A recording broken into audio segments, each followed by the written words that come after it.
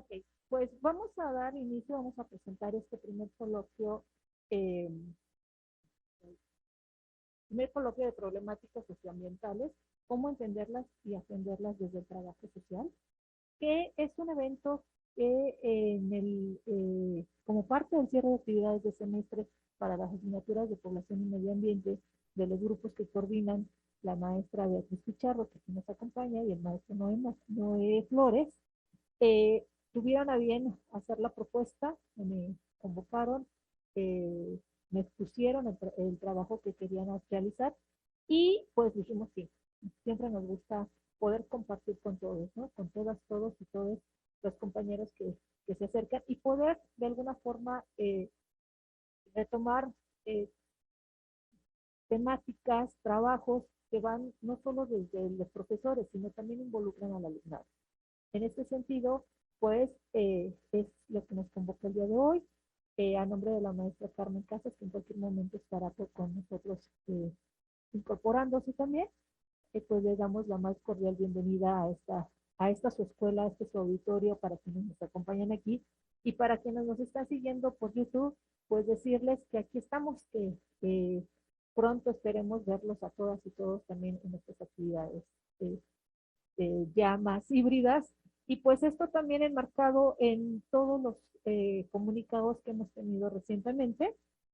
El, y el último que a nosotros nos convoca es el mensaje del H Consejo Técnico de la Comunidad Escolar, Docente y Administrativa de la Escuela Nacional de Trabajo Social, en donde en atención al seguimiento al comunicado emitido por el rector de nuestra universidad, Enrique Grauer Huichar, el 16 de noviembre de 2021, al acuerdo del H Consejo Técnico 6862, aprobado por este órgano colegiado el 6 de octubre de 2021, a los lineamientos generales para las actividades universitarias en el marco de la pandemia por COVID, aprobados por Comisión Especial de Seguridad del Consejo Universitario el 12 de noviembre, y a los lineamientos para las actividades en el marco de pandemia COVID-19, aprobados por la Comisión Local de Seguridad el 17 de noviembre de 2021, pues estamos aquí en este retorno gradual, paulatino y con bases en los protocolos definidos para las actividades escolares presenciales.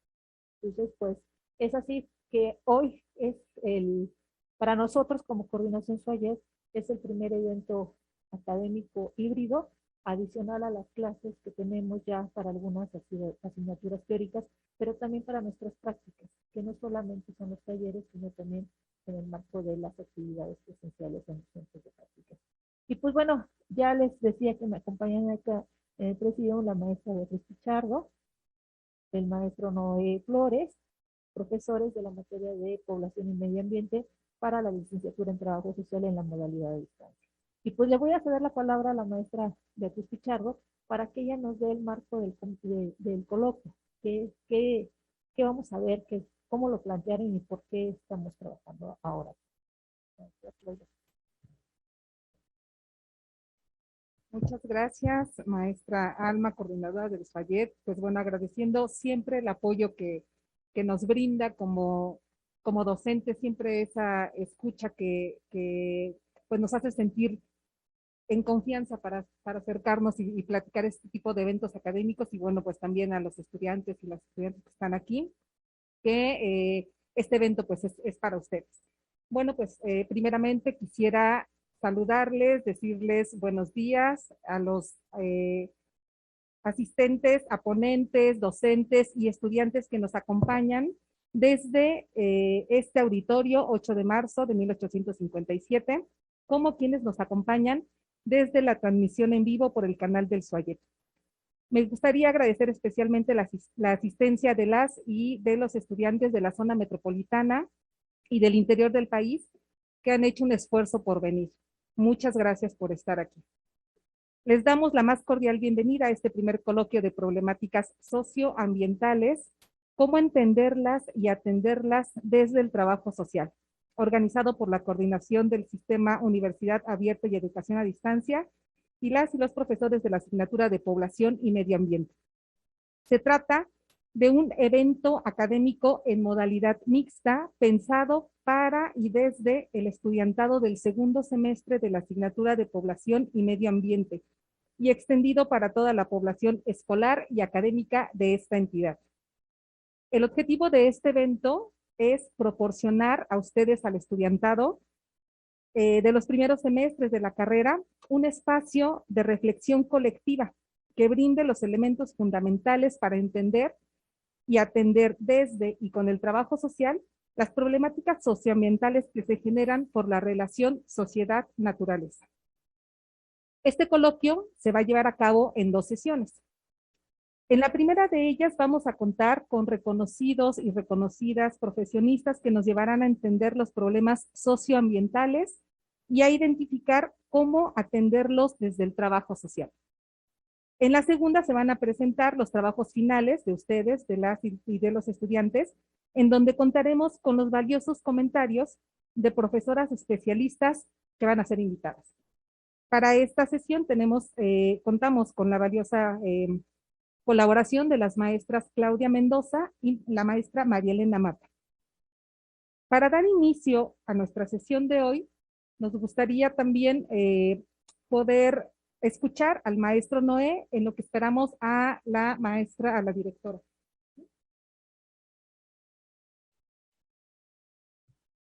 Sí, buenos días a todos. Agradeciendo realmente su participación en forma de asistencia. Creemos muy importante poderles transmitir en función de las circunstancias actuales, ¿no? De la actual problemática existente. Si bien la materia población y medio ambiente ha sido enfocada para poder entender cuáles son las problemáticas ambientales que aquejan a cada comunidad, pensando en que si bien la problemática ambiental es una situación a nivel global, pero lo importante es pensarla con acciones a nivel local. Y ahí el ejercicio de que en esta asignatura cada uno de ustedes pueda desarrollar un proyecto, tratando de ver que, bueno, eso históricamente, tratando de ver que en su comunidad pueda verse beneficiada por la participación activa del trabajo social de parte de ustedes en resolver una problemática ambiental muy particular. Sin embargo, dadas las circunstancias actuales, en donde ha habido una gran afectación a lo que es la sociedad, con esta parte del cambio climático que ha incrementado la precipitación pluvial, ha generado una serie de circunstancias a gran escala, pues se han manifestado de manera muy drástica muchos fenómenos naturales y que, bueno, entre ellos también tenemos al COVID, ¿no? Que es parte de la afectación al medio ambiente y que con ello pues requiere que podamos tener una participación como trabajadores sociales para poder tratar de amortiguar esta afectación temprana. Entonces, bueno, en esencia es eso un poco. Y yo creo que perfecto. Eso sería. Gracias.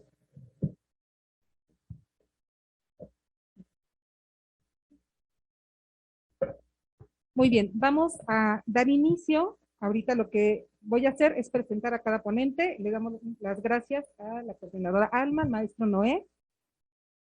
Y contamos entonces con la presencia de la doctora Patricia Valvanera Levy. Ella nos acompaña a distancia. También contamos con la presencia de la maestra Montserrat González. ¿Si gusta pasar, maestra? Y también con el geógrafo Carlos Alejandro Pérez García. Si gustan pasar. ¿Sí?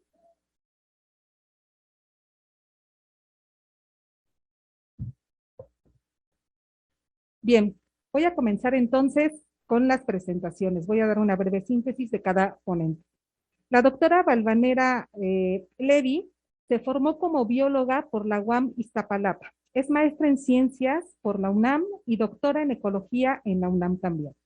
Es investigadora titular C del Instituto de Investigaciones en Ecosistemas de la UNAM, nivel 3 del SNI y PRIDES D. Sus líneas de investigación giran alrededor de los vínculos entre los ecosistemas y el bienestar humano, incluyendo la co-construcción transdisciplinaria de alternativas hacia la sustentabilidad.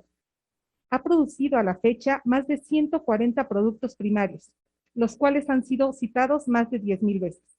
Imparte cursos sobre servicios ecosistémicos, sistemas socioecológicos y sustentabilidad, y ha asesorado a 23 alumnos desde licenciatura a postdoctorado. La doctora Valvanera ha mostrado una gran capacidad de liderazgo en proyectos de investigación, en la interfaz entre ciencia y política pública y en la organización de eventos internacionales. La doctora Valvanera fue la creadora y coordinadora de la red temática de socioecosistemas y sustentabilidad entre 2014 y 2017.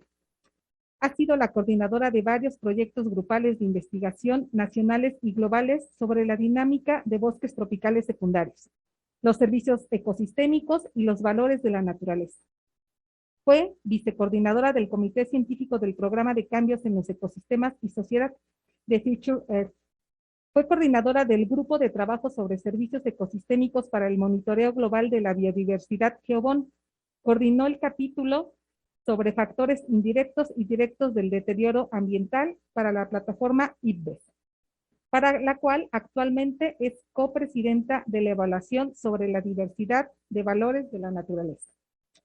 Es editora en jefe de la revista Ecology and Society y editora asociada de Science Advances, People and Nature, Ecosystem Service y Ecosystem and People.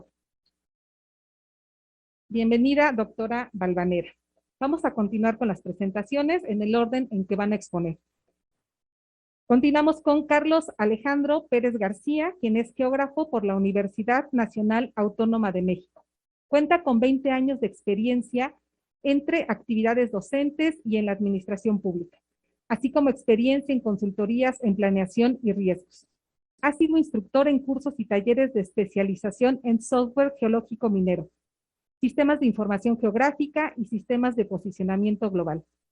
Además de catedrático tanto en la Universidad del Estado de Sonora, antes Centro de Estudios Superiores del Estado de Sonora, como en la Universidad Mexiquense del Bicentenario en las carreras de Ingeniería, Geociencias, Ambiental e Industrial y licenciatura en Ecología. Ha sido responsable de áreas de proyectos que brindan servicios gubernamentales y actualmente se desempeña como jefe del Departamento de Prevención y Análisis de Riesgos.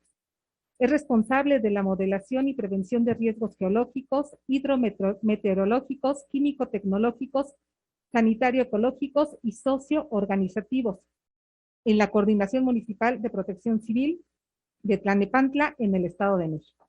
Bienvenido. Finalmente, la maestra Montserrat Virginia González Montaño estudió la licenciatura y la maestría en Trabajo Social aquí en la ENSUNAM. Ha impartido cursos, conferencias y publicaciones en trabajo social comunitario sobre las líneas de investigación en relaciones comunidad-ambiente, educación socioambiental y alimentaria. Cuenta con experiencia profesional como trabajadora social en Centro Médico para los Reclusores del DF, en la Escuela Orientación para Varones, Secretaría de Gobernación, en proyectos de educación y gestión del Consejo Nacional de Prevención y Control del VIH-Sida, Secretaría de Salud. Como docente en el Centro Interdisciplinario de Ciencias de la Salud del Instituto Politécnico Nacional. Como jefe de trabajos prácticos en la licenciatura de Trabajo Social, Facultad de Ciencias de la Universidad de Buenos Aires, Argentina, México. Como promotora y orientadora vocacional en Universidad Autónoma Metropolitana, Xochimilco. Actualmente es profesora de carrera y de la práctica comunitaria en el Sistema Universidad Abierta y Educación a Distancia, aquí en la Escuela Nacional de Trabajo Social. Principalmente ha sido coordinadora de talleres sobre salud y cultura alimentaria y ha participado como coordinadora de las jornadas académicas culturales por el Día del Maíz en la ENS-UNAM, evento anual desde el 2009 a la fecha. Es integrante del Colegio Nacional de las y los Trabajadores Sociales AC y en la Alianza por la Salud Alimentaria. Bienvenida, maestra. Bueno, vamos a dar paso a las ponencias. Les comento que cuentan con 20 minutos para sus presentaciones. Yo les voy a dar seguimiento con el cronómetro y bueno, pues cuando resten 3 minutos les voy a avisar, perdón. Antes vamos a darle la palabra a la directora, la maestra Carmen Casas, que está aquí. Maestra, bienvenida, mucho gusto en verle.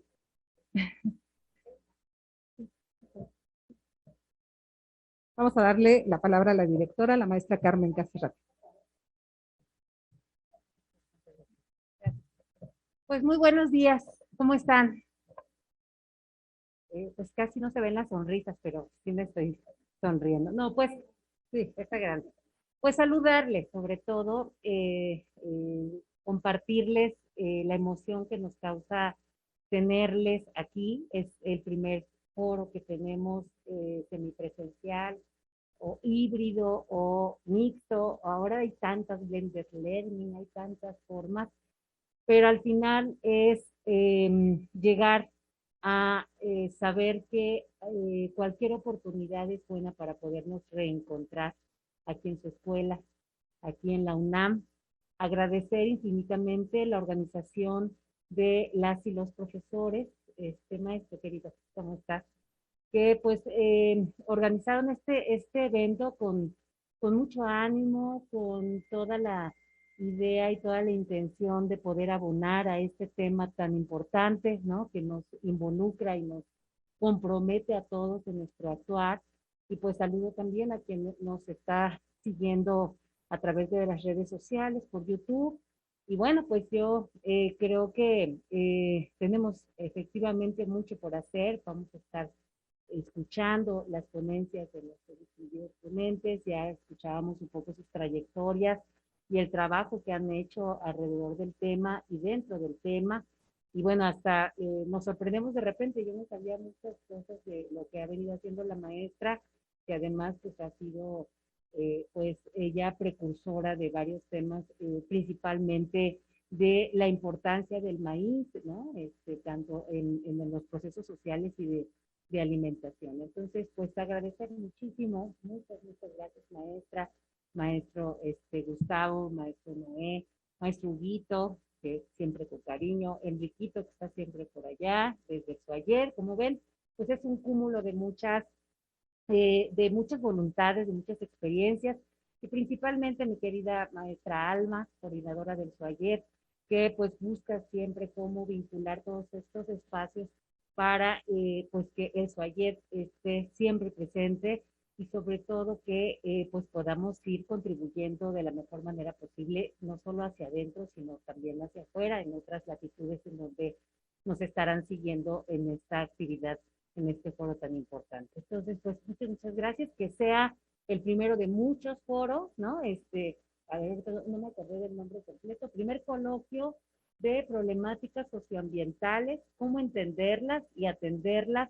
desde el trabajo social. Es muy importante porque le estamos dando el enfoque de trabajo social y pues que sea el primero de muchos. Estaremos formalmente inaugurados, si no es que ya se hizo, pero yo quería, por más que me apuré, ya sabes que todo concluye, pero ya aquí estamos. Entonces estaremos escuchando muy atentamente maestras, y pues que sea todo un éxito. Muchas felicidades. Gracias.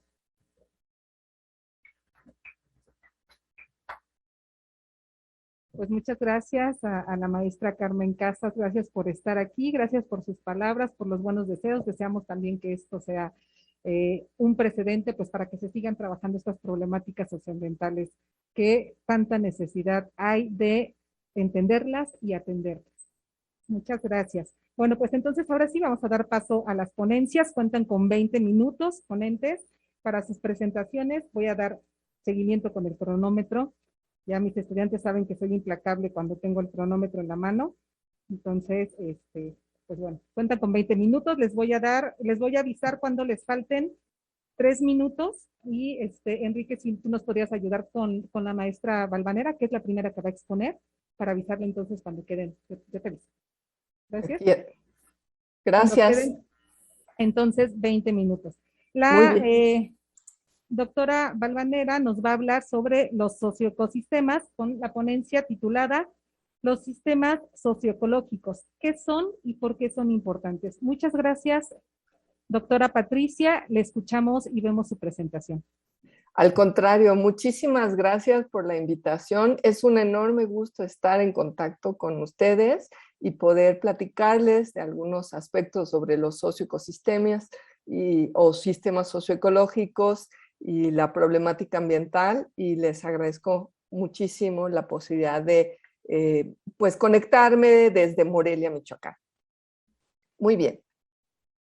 Pues todos ustedes han escuchado y visto estas imágenes acerca de los impactos del cambio climático, tanto fuera de los lugares donde vivimos como directamente muy cerca de casa, afectando con inundaciones, incendios o sequías.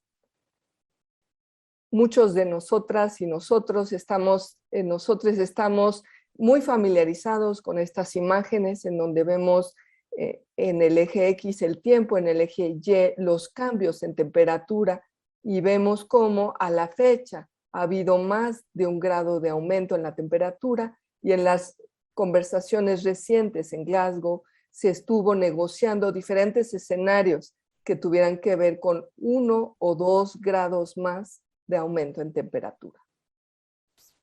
Algo que hemos escuchado y que no tenemos tan presente es que también se está perdiendo la vida alrededor de nosotros.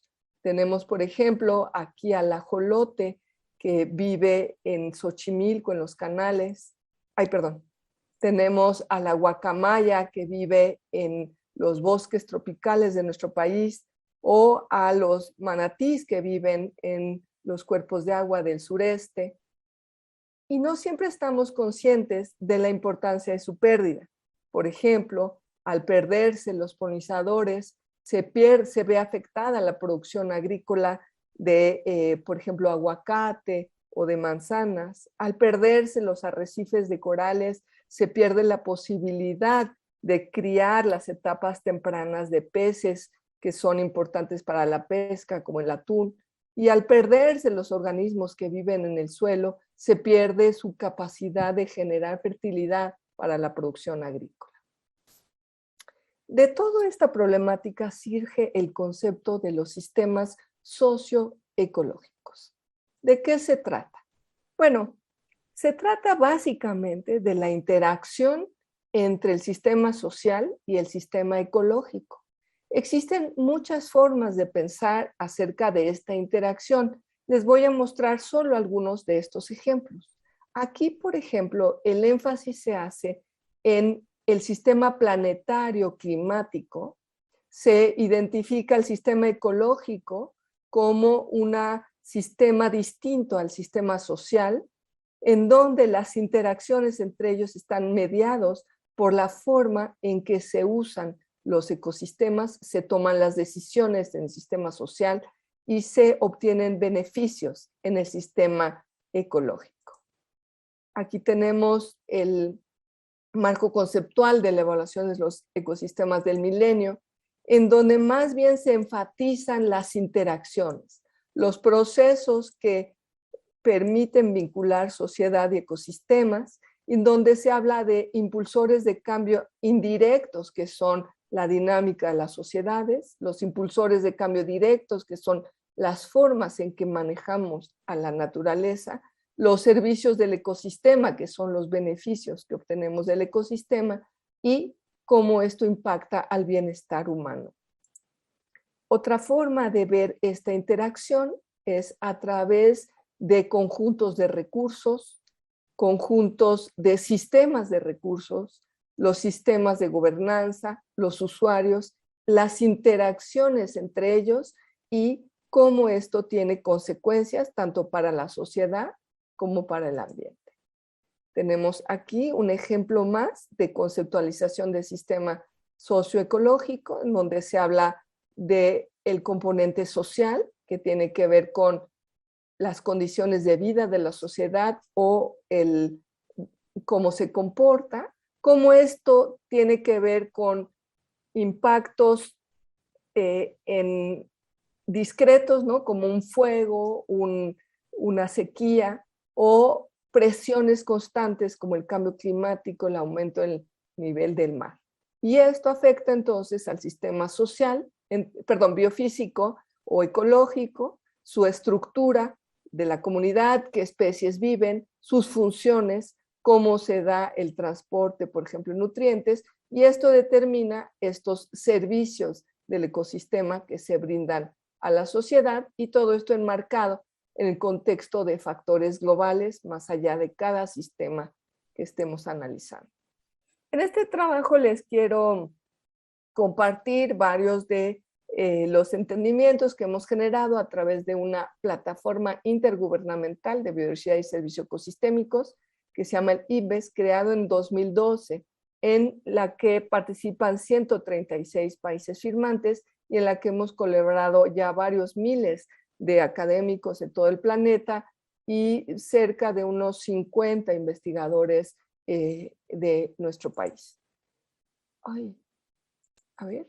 Ay, pensé que había puesto, perdón, es que pensé que, perdón, me voy a pasar porque ya me acordé que puse más adelante una diapositiva en español. Entonces, desde esta perspectiva, bueno, sabemos que la naturaleza sostiene y nutre los diferentes aspectos de la vida humana. Todas las facetas de nuestro planeta han sido modificadas de diferentes formas. Los paisajes en los que vivimos, las ciudades, nuestros alimentos, nuestras expresiones culturales, nuestros modos de vida, las interacciones de la naturaleza a nuestro alrededor, los mercados, la gente, todos están permeados por estas interacciones entre humanos y naturaleza. Entonces, se desarrollan conceptos muy importantes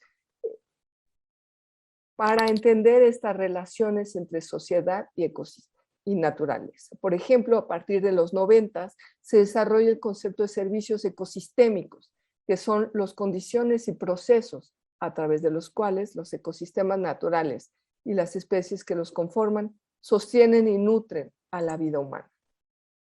En el 2005, la evaluación de los ecosistemas del milenio nos ofrece una definición mucho más sencilla, que son los beneficios que las sociedades obtienen de los ecosistemas. Uy, aquí hubo un error.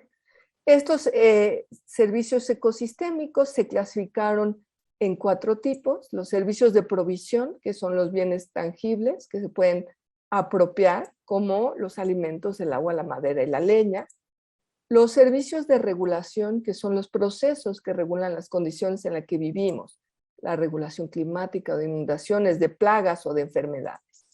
Y los servicios culturales, que son los beneficios no tangibles, que son las experiencias, las capacidades que surgen de la interacción entre naturaleza y sociedad, que, por ejemplo, el ecoturismo, la identidad, la herencia, la inspiración o el trabajo. Y los servicios de soporte, que son los procesos ecológicos básicos, que permiten la provisión del resto de los servicios ecosistémicos, como los ciclos biogeoquímicos, el mantenimiento de la biodiversidad, no los ciclos hidrológicos. Y bueno, esta categoría se ha insertado ya fuera de los servicios ecosistémicos en una categoría que ahora se conoce como los atributos de la naturaleza.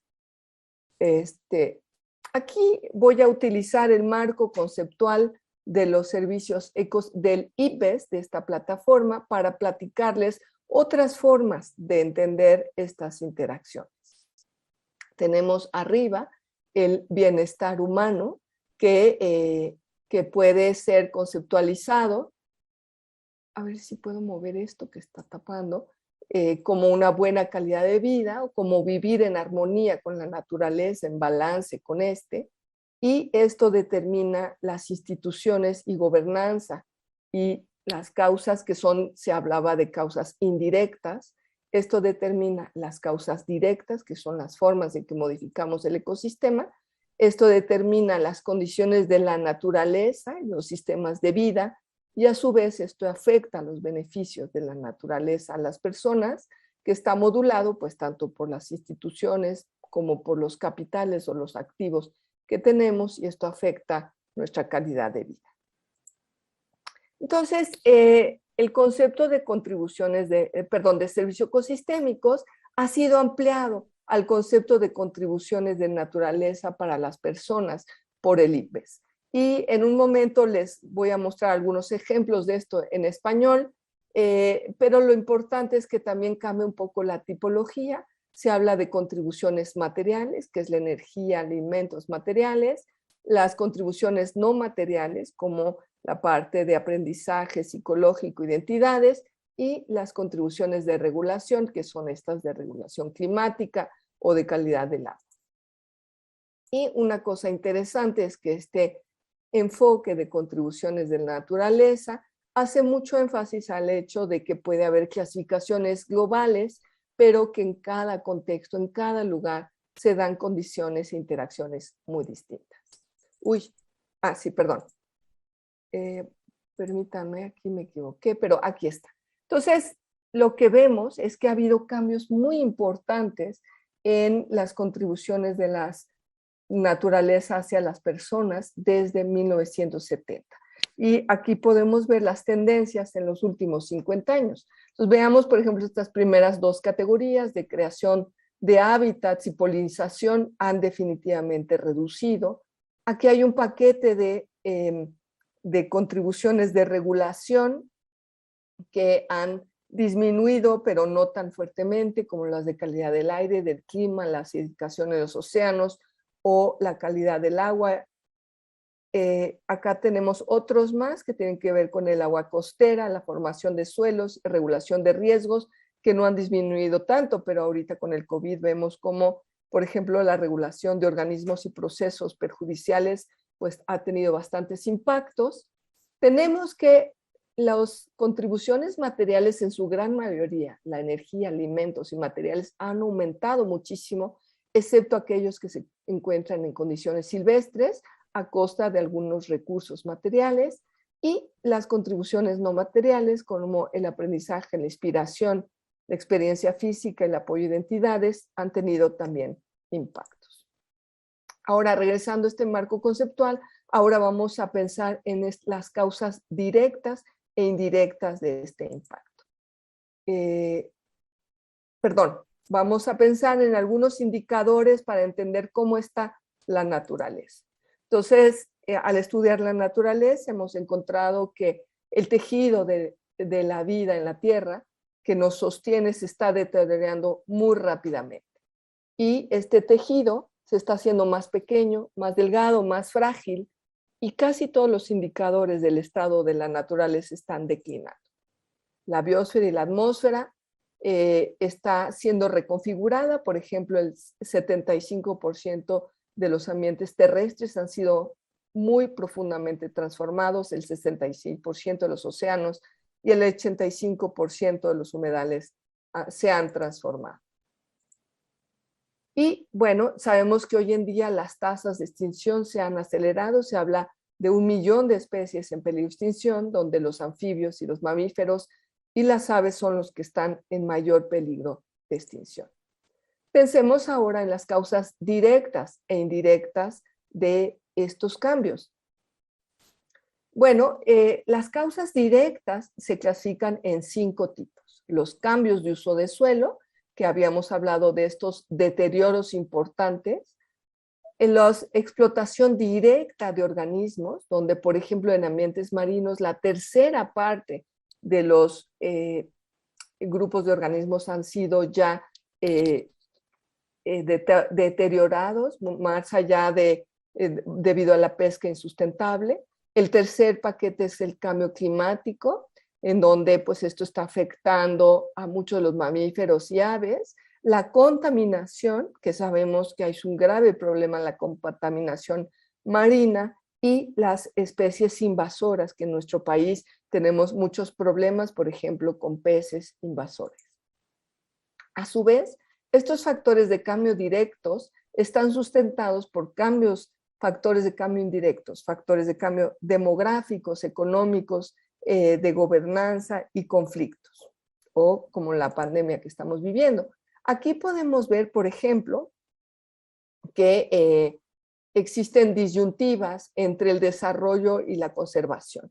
Aquí vemos en el eje X los años, en el eje Y diferentes indicadores, y vemos en puntitos a todo el planeta, en azul los países desarrollados, y vemos como, por ejemplo, para el PIB ha crecido exponencialmente el PIB, pero sobre todo para los países desarrollados, y ahora mucho más para los países en desarrollo como nosotros, y esto está asociado a una alta consumo per cápita en los países en desarrollo y a una extracción muy importante de nuestros países, muy creciente de biomasa, de plantas y animales que sustentan este consumo. En cambio, la protección de la biodiversidad es mayor en estos países desarrollados, mientras que sufrimos en los países, sufren en los países menos desarrollados muy altos niveles de contaminación, y el uso de fertilizantes es mayor en los países en desarrollo, como los nuestros. Entonces se ha aumentado 4 veces la economía global, 10 veces el comercio global, pero a costa de profundas inequidades. Los pueblos indígenas han creado condiciones importantes para mantener la biodiversidad a través de la domesticación, la creación de paisajes diversos, la protección de la biodiversidad, su uso sustentable y sus conceptualizaciones, y tienen en sus manos una parte importante de los ecosistemas altamente conservados, una parte importante de la producción agrícola, aunque también están bajo mucha presión. Esto entonces nos ayuda a entender las diferentes facetas de los enfoques de sistemas socioecológicos y la pregunta es, ¿de qué nos sirve este enfoque? Bueno, este enfoque nos ayuda a vincular, por ejemplo, cómo vamos en cuanto a alcanzar los objetivos de desarrollo sustentable y los vínculos con la biodiversidad y los sistemas socioecológicos. Vemos que vamos bastante mal en cuanto a cumplir muchos de los objetivos de desarrollo sustentable como reducción de pobreza, de alimentos, de agua potable, y todo esto está muy vinculado con los sistemas socioecológicos. Y también nos ayuda a identificar oportunidades para buscar futuros más sostenibles.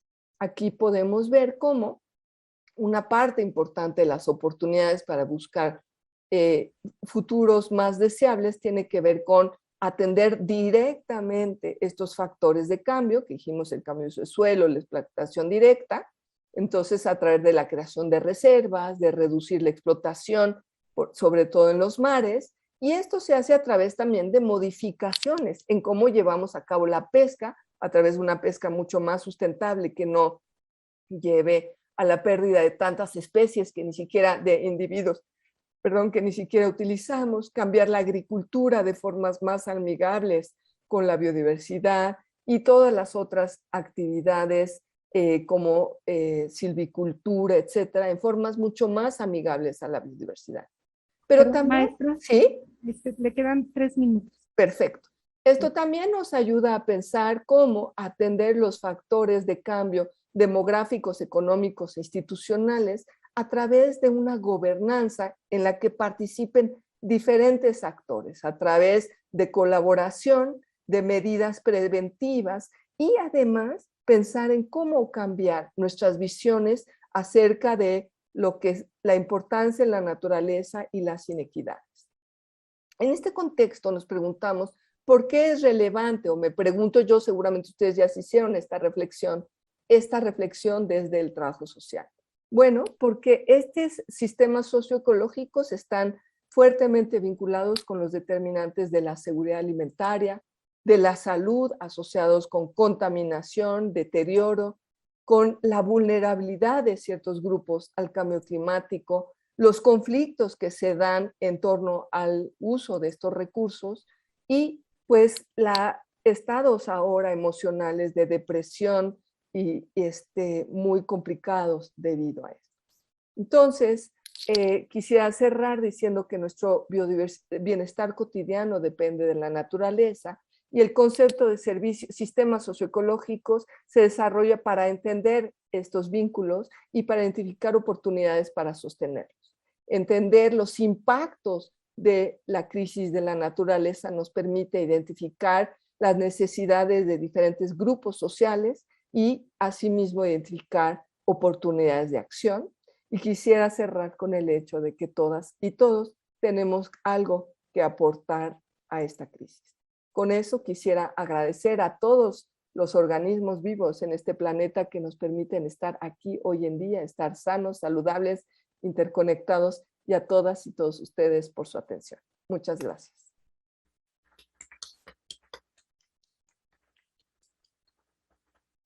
Muchas gracias, doctora Valvanera. Muy interesante lo que nos ha expuesto esta realidad de que la naturaleza, bueno, evidentemente nos sostiene, pero que también ha tenido grandes transformaciones y esas transformaciones pues tienen resultados a nivel de la sociedad. ¿Qué es lo que tiene que hacer el trabajo social? Pues bueno, hay muchísimo que reflexionar todavía y la maestra Montserrat después nos va a ayudar un poquito a entender más esa parte. Muchas gracias, doctora. Vamos a dar paso al geógrafo Carlos Alejandro Pérez García, quien nos va a presentar el caso del derrumbe del Cerro del Chiquihuite como riesgo urbano, con su ponencia titulada Riesgos en áreas urbanas, el caso del derrumbe en el Cerro del Chiquihuite, municipio de Tlalnepantla. Muchas gracias, adelante. Muchas gracias, buenos días a todos. Pues sí, como lo dijo la maestra Betty, yo trabajo para la Protección Civil del municipio de Tlalnepantla. Para mí fue una experiencia, créame, muy alentadora, pero también fue un poco triste por lo que se vivió en este derrumbe, ¿sí? Así es que vamos a empezar.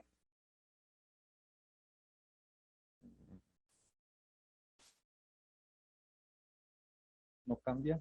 ¿Tú lo cambias? Ok. Bueno, Tlalnepantla es uno de los 125 municipios del Estado de México. Para las personas que trabajamos en el área de riesgos, ahorita lo van a ver, créanme que Tlalnepantla es un manjar porque tiene básicamente de todo. Siguiente. El territorio de Tlalnepantla se conforma de dos zonas, la zona poniente y la zona oriente. En la zona oriente, donde está el Cerro del Chiquihuite, es donde pasó lo del derrumbe. Ahorita lo vamos a ver. Siguiente. Bien, son 83 kilómetros cuadrados, es una población de 672,202 habitantes y distribuidos en 265 comunidades según el bando municipal. La colonia Lázaro Cárdenas, donde sucedió el percance, consta de 3 secciones con 73,214 habitantes. Es lo que la hace una de las colonias más grandes a nivel del país. El territorio municipal se compone de 2 secciones geomorfológicas, la planicie y la Reserva Ecológica de la Sierra de Guadalupe, ¿sí? Tiene varias elevaciones como el Tenayo, el Cerro del Chiquihuite, Barrientos, Cerro Grande, etc. La geología es el material petro, principalmente riolitas, dacitas y riodacitas. Siguiente. Bien. ¿Por qué se trabaja en la protección civil? Básicamente tiene sus antecedentes en 2 siniestros que se llevaron. El primero es en el 19 de noviembre de 1984 en las instalaciones de Petróleos Mexicanos en San Juan Ixcoatepec, en Tlalnepantla, donde murieron alrededor de 500 y 600 personas. Y después, en los sismos del 19 y del 20 de septiembre de 1985. A partir de estos 2 fenómenos es que se crea la protección civil a nivel nacional. Se crea el 6 de mayo de 1986 mediante el Sistema Nacional de Protección Civil, SINAPROC. ¿Sí? Siguiente, por favor. Esta es la de la explosión de San Juanico en 1984. Siguiente.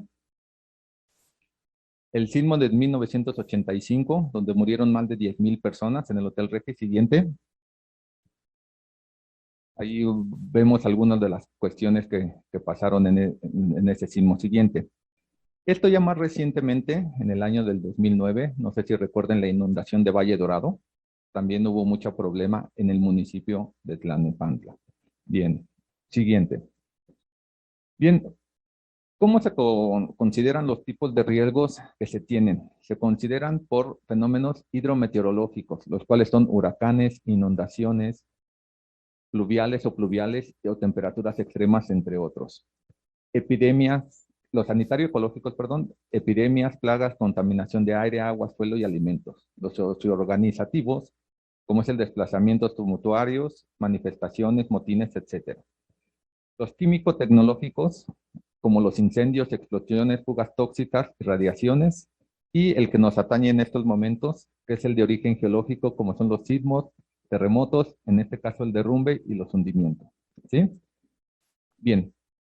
Estos son los 5 factores que se generan para que una comunidad sea inestable, por así decirlo. Siguiente. Bien, rápidamente. Esta es la parte oriente del municipio de Tlalnepantla. Aquí está el área del derrumbe, ese es el Cerro del Chiquihuite y la Reserva Ecológica de la Sierra de Guadalupe. Toda esta parte es una zona industrial, donde están las principales gaseras de México, está Pemex, entre otras alcoholeras también hay aquí. De aquí es de donde se mueve prácticamente el gas que le llega a todo el país, y aquí es donde se distribuye. Entonces tiene mucho riesgo toda esta zona. ¿Sí? Siguiente. Básicamente en el recuadro rojo es más o menos lo que se tenía urbanizado hasta 1970. Donde tenemos el área del derrumbe, pues todavía no estaba urbanizado. Siguiente. Y después, hasta esta porción naranja, hasta 1980. A Hola. partir de 1980, finales, es cuando ya se empiezan a poblar básicamente todas las áreas altas de lo que es el Cerro del Chiquihuite y la Reserva Ecológica de la Sierra de Guadalupe. ¿Qué quiere decir de eso? Esto es lo que vamos a ver, que a final de cuentas, siguiente, nosotros estamos en un lugar dinámico. Esta comunidad está en un lugar dinámica. Esta roca mide lo de una casa de 2 pisos. Esta roca cayó alrededor de 1960 en esa zona. ¿Sí? Siguiente. Esta roca está aquí. Cuando cayó en 1960 no generó ningún problema, pues no había población. Pero si ahora vuelve a caer una como esta, que de hecho que fue una de las rocas que cayó, ahorita lo vamos a ver, pues imagínense, va a tener que recorrer como 5 calles y todo el problema que va a generar. ¿Qué quiere decir esto? Quiere decir que la población generó su propio riesgo. ¿Sí estamos de acuerdo o no? ¿Sí? Porque si saben que hay un lugar peligroso y tú te asientas aquí, te va a generar un riesgo. ¿Ok? Siguiente, por favor. Bien, esto sí lo voy a leer.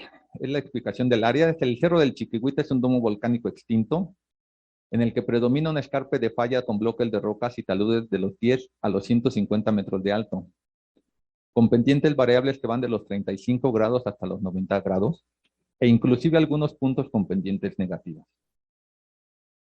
Tiene predominancia de roca riolítica de composición media en forma de diaclasas lajas y emplazada en grandes bloques con fracturamiento vertical y horizontal. Estas rocas están muy erosionadas e intemperizadas, por lo que es constante el desprendimiento de rocas y bloques a lo largo de la ladera.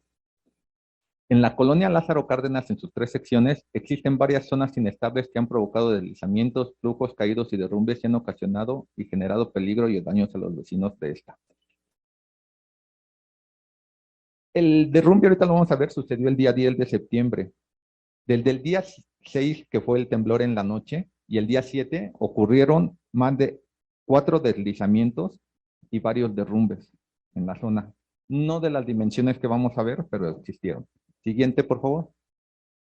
Bien, el día 10 de septiembre hubo un derrumbe en las calles Alacranes y Club Exploradores Ecológica Sierra de Guadalupe. Aproximadamente a las 13:35 del día 10 de septiembre hubo un derrumbe de rocas de la ladera antes mencionada. Se acudió a atender el reporte en el lugar constatando la emergencia provocada por este derrumbe, el cual colapsó rocas de grandes dimensiones producto de aproximadamente una ladera de 15 metros de alto y 6 metros de ancho. El derrumbe destruyó 11 viviendas, de las cuales 4 viviendas quedaron completamente sepultadas y 7 más fueron dañadas visiblemente, por lo que se procedió a evacuar todas las viviendas aledañas a este colapso, colocando un perímetro de 4 calles a la redonda. Ese mismo día se logró rescatar a varias personas con diversas lesiones y el cuerpo sin vida de una mujer. Además, se recuperaron 3 cuerpos más en los días siguientes, un adulto y 2 menores de edad de una misma familia. Atendieron el llamado varias corporaciones de emergencia, rescates y especialistas en desastres de todos los niveles, federal, estatal, municipal, particulares, voluntarios, entre otros. ¿Sí? Esto fue algo muy padre porque aquí es cuando se vio que cuando hay un desastre, la comunidad es muy solidaria, atiende el llamado. ¿Sí? Siguiente. Estas son las casas las cuales se derrumbaron. Esta es la calle Alacranes y hacia acá, hacia abajo, está la calle Chimalhuacán. La casa rosa que era de 4 pisos, la casa amarilla de 4 pisos, y esta que alcanzan a ver, que es de lámina, básicamente siguiente. Son las mismas casas, viendo desde otras perspectivas. Aquí fue donde apareció el derrumbe. Este peñasco que está acá atrás fue el que se derrumbó. Siguiente. Aquí ahorita vamos a ver. Aquí es donde se apilaron la mayoría de las rocas y la roca más grande que cayó. Si esta hubiera rodado, créanme, hubiera sido todavía un desastre mucho mayor. Ahora sí bien, siguiente. ¿Se acuerdan de la casa rosa? Toda la parte de atrás quedó destruida. La casa amarilla ya ni se ve y era de 4 pisos. Acá atrás, pues ya todo esto colapsó. Esta es la roca que yo les digo que se parecía mucho a la de las láminas primera, la que cayó en 1960. Vean cómo quedó toda esta parte, no quedó absolutamente nada. Siguiente. Así es como se veía después de unos minutos de ocurrido el derrumbe, todo el polvo todavía seguía botando y ya empezaba a llegar la primera gente a socorrer a la población. Siguiente. Esta es la roca, visto desde abajo. No sabemos ni siquiera de cuántas toneladas era, se espera de unas 80 toneladas, cayó. Créanme, se detuvo con esta casa. Si no hubiera estado esta casa, o más bien se detuvo, o hubiera rodado por abajo, pendiente abajo de esta calle, créanme, hubiera sido un desastre todavía mayor. Siguiente. Y bueno, ya de ahí ya empezaban a llegar las corporaciones al rescate de toda la población. Siguiente. Bien, ahí no se ve, ahí, pero dice todas las acciones que se hicieron. A partir de ahí, ¿qué es lo primero? La atención de la emergencia, a la cual se denominó zona cero.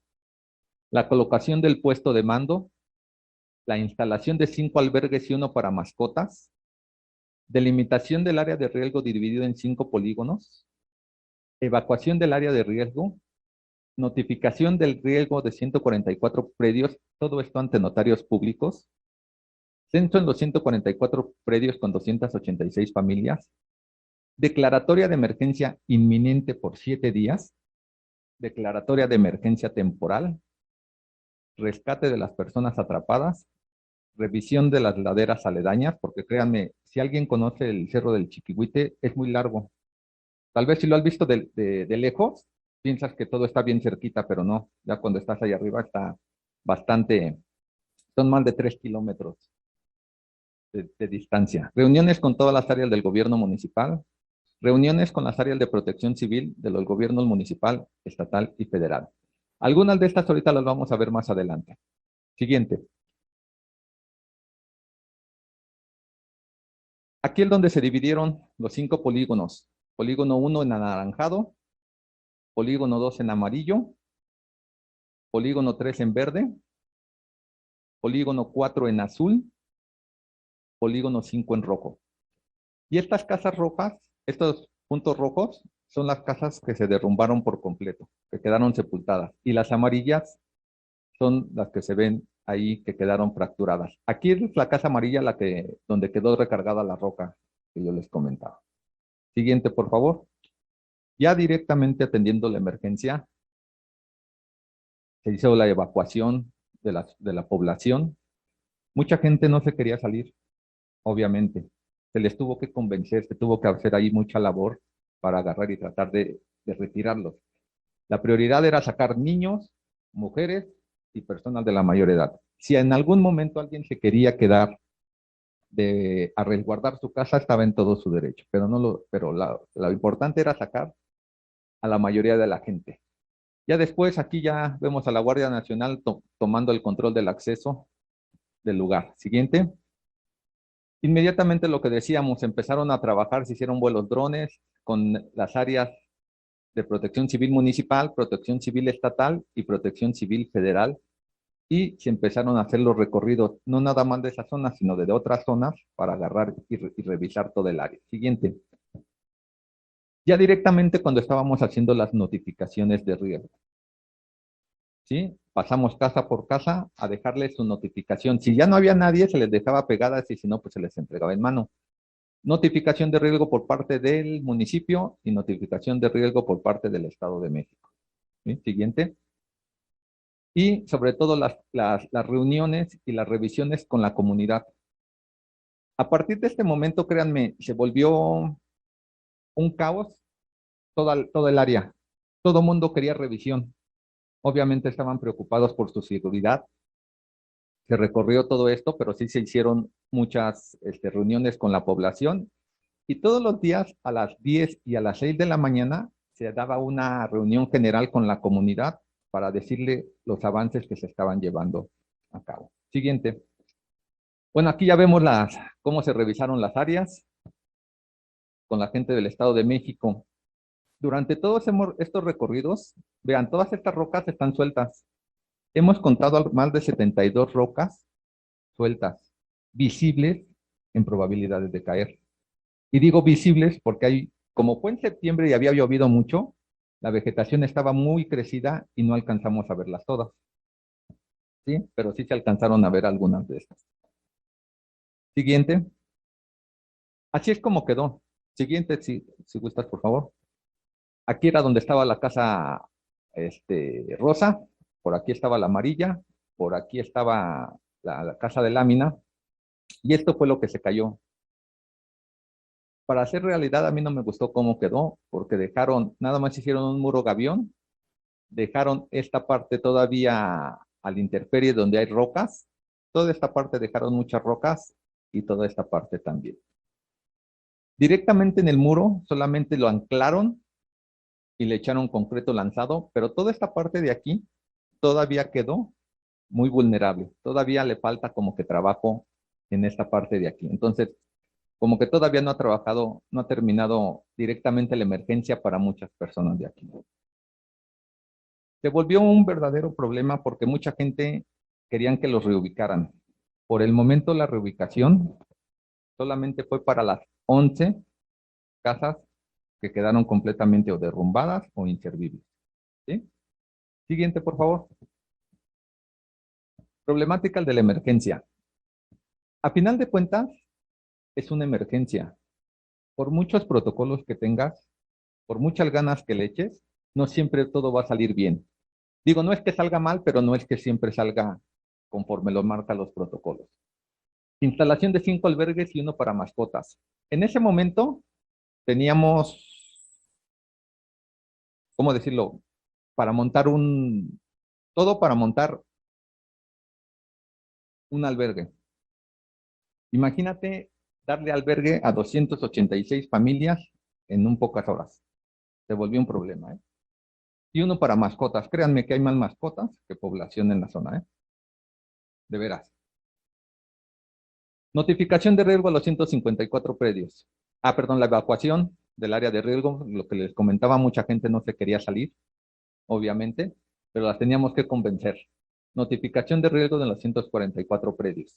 Al mismo tiempo que Protección Civil Municipal iba notificando los del Estado de México. Créanme, aún así tuvimos problemas con la relación entre lo que notificábamos nosotros y lo que notificaban ellos. No fue tan grande, pero al final de cuentas sí existieron. El censo en la zona cero por parte de otras instancias de gobierno. La instancia de gobierno como bienestar, que eran los que van a dar los apoyos y cuestiones así, desde mi punto de vista hicieron un error, tuvieron un error. Empezaron a censar no casa por casa, sino que lo citaron en una cancha de básquetbol y en una escuela. Llegó gente que no era de la zona. Y ahorita tenemos un problema con eso. Para la comprobación de los recursos. ¿Por qué? Ahí les va otra. Llegábamos a una casa y nos decían, es la calle Alpino Solitario, pero en su credencial decía Solitarios, calle Solitarios. Y después, para la comprobación, les pedíamos ese de la casa, ¿cómo se llama? Se me fue la palabra. El predial, completamente con otra dirección. Entonces, para la comprobación de recursos siempre te decían, no, es que todo me tiene que coincidir. Pues no. Rescate de las zonas atrapadas que se tardó 12 días en recuperar los cuerpos. Revisión de las laderas aledañas. Reunión con todas las áreas de gobierno municipal. ¿Sí? Créanme, todo esto fueron varias problemáticas que se instalaron. Siguiente. Ahora bien, todavía la emergencia no termina porque hay varios factores de riesgo. La zona todavía es muy inestable. Hay mucho tipo de erosión, lluvias y formación de cascadas, barrenación para instalación de las antenas, relámpagos, sismos y obviamente pues el factor social. ¿Qué es lo que hicieron los de las antenas? Acá arriba pues hay una comunidad que es la que vive ahí y le da mantenimiento a todas las antenas. Aquí arriba se les inundaba. Se inundaba. ¿Qué hicieron? Pues hicieron tubos de desagüe para desalojar. Si quieres vamos a los videos, por favor. Los videos. Ahorita van a ver, en el primer video se formaron 6 cascadas. 6. Y fuera de que se viera padre, Créanme, fue un verdadero problema. Ahorita los vamos a ver por qué.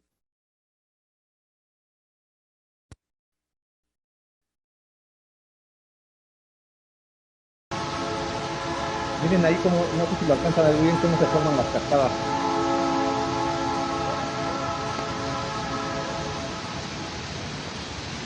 La gente decía, órale, qué padre, nunca se había visto así. Pues no, no fue nada grato, ¿eh?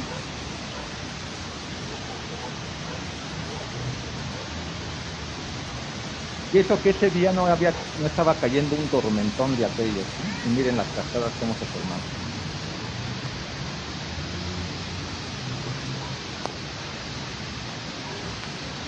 Si quieres pasamos al video 2, por favor.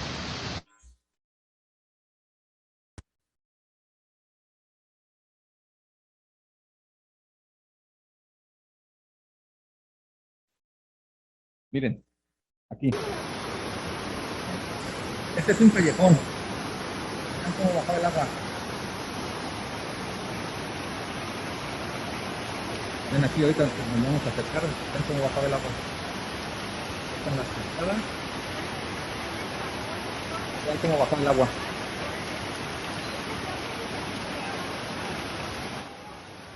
En esta casa que vamos a ver ahorita aquí, colapsó el patio. Colapsó el patio. Todo se cayó, miren. Por completo colapsó. ¿Sí? Muy bien. Siguiente video, por favor.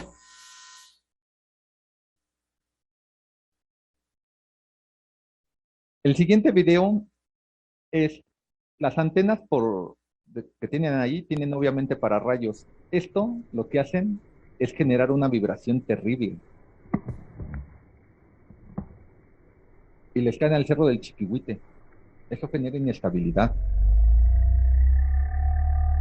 Obviamente la barrenación para la instalación de esto también generó inestabilidad. Vamos al siguiente video. Aquí el siguiente video ya es directamente cuando estábamos en la emergencia tratando de recuperar o encontrar a las personas que estaban sepultadas. Ya directamente ahí en el trabajo de la zona. Aquí está su servidor. Varias corporaciones, les decía, atendieron. Bomberos de varios municipios del Estado de México, de la Ciudad de México. Llegaron cuerpos de rescate de la Marina, la Sedena, Guardia Nacional, el ERU, Cruz Roja, Ángeles Verdes, etcétera. Llegó un momento en el que ese día en la noche, yo creo que éramos como unas 600 personas las que estábamos ahí. Créanme, hasta nos estorbábamos. Regresamos a la presentación, por favor. Ya vamos a terminar. Siguiente. Y bueno, una antes. La emergencia todavía no termina. Vean esta, le dicen la roca del dedo. De unas 60 toneladas y esta otra, veanlas, separadas. Pueden caer en cualquier momento. Siguiente. Esta es un canal de varias rocas. No sé si alcanzan a ver que tiene una malla. Pues hay unos vivos que ya están quitando la malla para venderla. Aquí les digo que días antes hubo un deslizamiento. También el día martes tuvimos que atender esta emergencia. Afortunadamente no hubo un desastre como el que estamos viendo siguiente. Y bien, ¿cómo puede colaborar un trabajador o un trabajador asociado?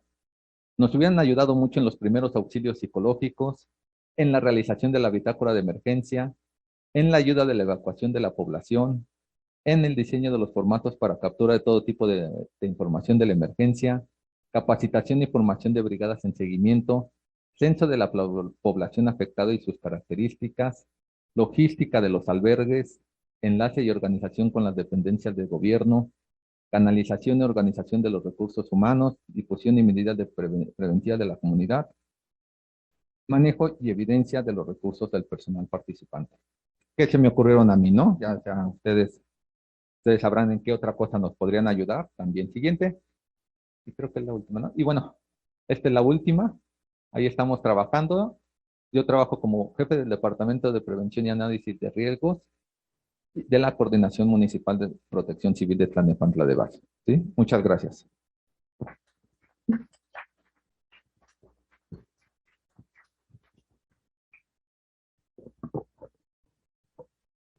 pues muchas gracias por la exposición, Alejandro. Y vamos ahora a pasar con la maestra Montserrat González, quien nos va a presentar su ponencia Trabajo Social Ambiental, Comunitario y la Cultura Alimentaria. Maestra. Bien, buenas tardes, ya son tardes. Muchas gracias por la invitación, maestro Noé, maestra Beatriz. Y bueno, qué bueno que están aquí todos los que pueden estar y que hicieron el esfuerzo de venir, porque siempre nos da miedo, ¿no? Si no nos contagiamos, etcétera, en el transporte colectivo, ¿no? Y bueno, pues estas conferencias que escuché recién, o sea, si ustedes se dan cuenta, para hablar de las relaciones naturaleza, pues es bastante complejo, ¿no? Nos toca hablar de todo, de toda nuestra naturaleza intervenida por la sociedad.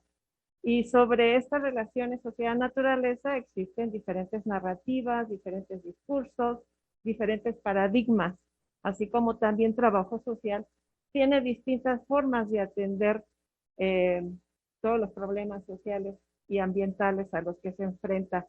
Nosotros, trabajo social, digamos que estamos también, como todas las disciplinas, aprendiendo a tocar todo lo que es ambiental. Y bueno, ahora por favor, van a tener que imaginarse lo que yo diga en imágenes, porque yo no traje diapositivas.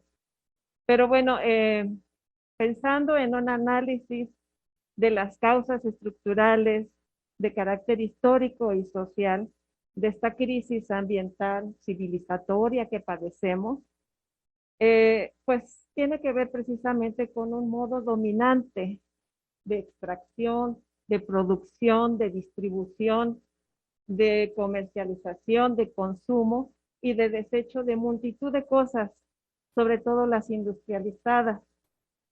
Y esto es precisamente lo que nos ha generado muchos males, ¿no? Nos ha enfrentado ya con los límites de la naturaleza.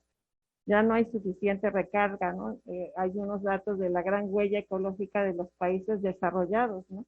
Como aquello que dicen, se necesitan 5 planetas para el consumo que tiene Estados Unidos, por ejemplo, o lo que nos dicen, ¿no? Con todo y lo que haga México para eh, mejorar sus gases de efecto invernadero, con todo y eso, nuestra contribución realmente es mínima comparada con los países en desarrollo.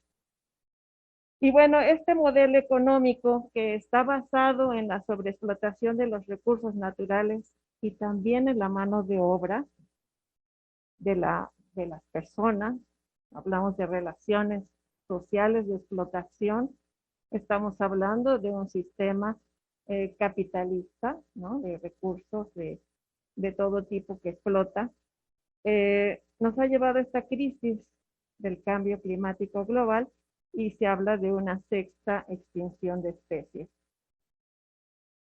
Trabajo social se ha ido apoyando en diferentes disciplinas. Una forma de entenderlo, por ejemplo, puede ser con el pensamiento complejo, puede ser con la ecología política, con los derechos humanos, que siempre es nuestro horizonte, el enfoque de derechos humanos, el diálogo de saberes y todo esto vamos nosotros acuñando en el saber y en el hacer ambiental. Entonces nuestra epistemología ambiental se va precisamente construyendo, no es algo que teníamos ya conocido. El pensamiento positivista departamentalizó el conocimiento en diferentes ramas del saber y ahora la crisis ambiental nos ha dado lugar a tener que volver otra vez a integrar la geografía con la biología, con la nutrición, con la sociología, etcétera, ¿no? Entonces, bueno, la ecología política nos muestra precisamente las relaciones de poder en tensión por el uso y apropiación de los recursos naturales y culturales, los recursos privados y sociales, los bienes comunes. En el territorio se dan los conflictos socioambientales por los despojos de agua, por los despojos de minerales, de bosques, los recursos biológicos, por parte de corporativos nacionales y transnacionales, hacia las comunidades locales en nuestro país y en el mundo. Así vistas las problemáticas de las relaciones sociedad-naturaleza, pues tienen que ver con que tenemos que estudiar, entender, comprender esa relación directa existente entre los sistemas, por ejemplo, alimentarios, el cambio climático, la salud de las personas y la salud del planeta. Yo trabajo fundamentalmente con las cuestiones alimentarias. Ya escucharon ustedes que trabajo con lo del Día del Maíz. Entonces, pues en eso voy a enfocar mi plática. El sistema alimentario industrial dominante actualmente está controlado por un puñado de corporaciones transnacionales en el que ha imperado la agricultura industrial y promueve el uso de agrotóxicos, los cuales contaminan los recursos naturales, dañan la biodiversidad, ya nos había dicho la doctora Patti, ¿no? Mata a los insectos polinizadores y perjudica la salud de quienes siembran y de sus familias y por supuesto de los que consumimos los alimentos. Esto contribuye a que la agricultura en este sentido contribuye con más de 1/3 en las emisiones de gases de efecto invernadero que están calentando el planeta y provocando la destrucción de los ecosistemas. Este modelo agroindustrial dominante, a partir de la Revolución Verde, que se decía el milagro, es la agricultura extensiva e intensiva de monocultivo. Poseen las mejores tierras, el agua, los medios de producción y no obstante, no resuelve los problemas de hambre, que era la gran promesa, ¿no? Y sí ha contaminado la tierra, los mantos freáticos y ocasionando graves problemas de salud humana y crisis ambiental. El sistema alimentario así, industrializado, pues ha incrementado la pobreza y la desigualdad por la concentración de tierras, la subordinación económica de las y los campesinos, quienes tienen que comprar nuevas semillas híbridas o genéticamente modificadas para cada cosecha, junto con paquetes tecnológicos y entre otros plaguicidas altamente peligrosos como el glifosato. El glifosato es un herbicida que se usa como paquete tecnológico para los organismos genéticamente modificados. Imagínense que si se rocía, pues va a crecer bien el maíz transgénico, pero pues va a matar todas las hierbas a su alrededor, entre ellas, por ejemplo, el amaranto o los quelites tan sabrosos que consumimos nosotros, ¿no? Y la Organización Mundial de la Salud ya lo consideró como probable cancerígeno. En Argentina hemos visto que hay toda una organización médica para decir que efectivamente es cancerígeno y ya hay toda una investigación al respecto, ¿no? Y bueno, en Yucatán la tragedia es que hay leche materna que se ha descubierto contaminada por el glifosato, ¿no? Es decir, cómo el glifosato, que es el que riegan con los cultivos de soya transgénica, se transmina y llega a los mantos freáticos y es el agua que consumen nuestras comunidades en Yucatán. Ahorita está un stand-by del cultivo de la soya transgénica por una demanda colectiva de las comunidades indígenas que están defendiendo, los apicultores están defendiendo su miel, ¿no?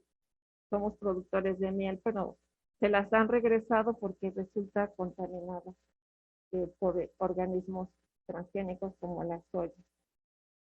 Entonces, estos son conflictos socioambientales. Es decir, las comunidades mejor se están defendiendo, haciendo una resistencia pues bastante complicada y difícil. Pues también están las granjas industriales para la producción animal. Y uno ya lo piensa cuando quiere comer jamón, porque ¿de dónde viene ese jamón, no? Estos monocultivos y estas granjas pues devastan selvas, bosques, tierras sanas y pues graves consecuencias para el ambiente y por supuesto para la población. Esto nos lo dice la ecología política. Igual han surgido otras transdisciplinas que nos van permitiendo entender lo que está sucediendo, ¿no? Este sistema, pues, industrializado, ha atentado contra los derechos humanos, y hablamos de los derechos humanos que además son vinculantes entre sí, a un ambiente sano, a la biodiversidad, a la alimentación adecuada, a la salud, a la información, a la soberanía alimentaria. Más allá de la seguridad alimentaria, es importante hablar de la soberanía. La seguridad es tener acceso a los alimentos, y la soberanía es que nosotros podamos ser efectivamente autosuficientes en la producción de lo que comemos, ¿no? Y bueno, también a la parte de la cultura, ¿no? Estos derechos son bien importantes porque si no se atienden, pues no se combate a la pobreza como se espera, y nos aleja cada vez más de una vida digna. Aunado a esta producción rapaz, está también la producción de comida ultraprocesada, que además con su publicidad, pues ha generado un alto consumo de todos los alimentos procesados que son chatarra, que podríamos decir que son veneno y que la gente consume cotidianamente. Los taquitos tan ricos y todo que podemos comer se acompañan con una Coca-Cola, con unos jarritos, pero son altamente azucarados, y no con azúcar, sino con jarabe de alta fructosa de maíz, que es un químico que se fabrica en Estados Unidos con la fécula del maíz transgénico. Entonces eso hace, pues como dicen, chiras pelas en nuestro organismo. Entonces, pues tenemos una alta tasa de obesidad y sobrepeso, que se acompaña pues con la diabetes, la hipertensión y todo tipo de enfermedades crónico-degenerativas, y por supuesto ahora mayor vulnerabilidad frente al COVID. Y bueno, frente a esta larga lista de problemas de las industrias, que es lo que nos dice la ecología política, nos está hablando de una lucha. Toledo nos decía, estamos en una guerra contra los corporativos. Tienen todos los recursos para decir, tenemos derecho a vender la Coca-Cola y que la consuma la gente, a vender todo lo que, darles incluso azúcar a los bebés, ¿no? Con los sucedáneos lácteos, ¿no? Pero bueno, también en nuestro país existe un sistema o varios sistemas alimentarios y ambientales, que es una herencia sociocultural y biológica que está presente en nuestras semillas criollas de origen, como el maíz. Tenemos 65 razas de maíz y miles de variedades.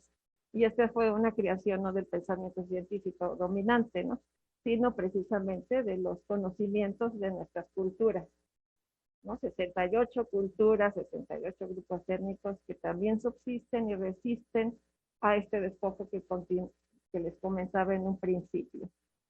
Y además tenemos sistemas de cultivo que son riquísimos, como la milpa, que son policultivos donde hay diversidad de semillas, está el frijol, la calabaza, el maíz, y además es una diversidad nutricional. Con ello la familia encuentra todo tipo de nutrientes para la vida.